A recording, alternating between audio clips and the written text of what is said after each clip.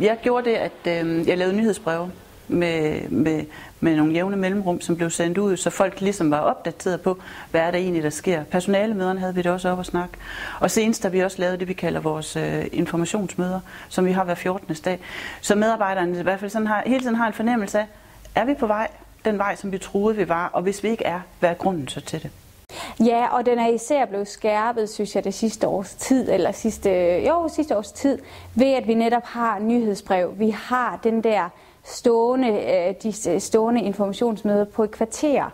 For det er det, vi kan være i lige nu. Vi skal ikke have lange personalemøder på 2 timer, hvor der så kommer nogle meget vigtige informationer midt i det møde, fordi det går meget stærkt lige nu, så det er rigtig godt set, at lige nu skal vi have appetitvækker, vi skal have overskrifterne, og når der så skal sættes noget i gang, så tager vi måske en hel formiddag og bruger på det.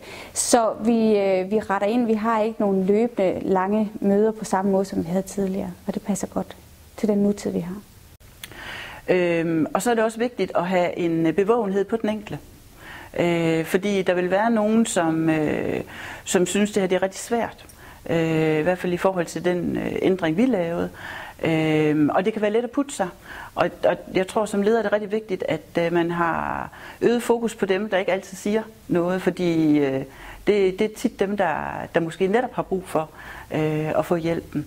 Så det vil i hvert fald være nogle af de fokusområder, som jeg har lært, at der er vigtigt at have i spil.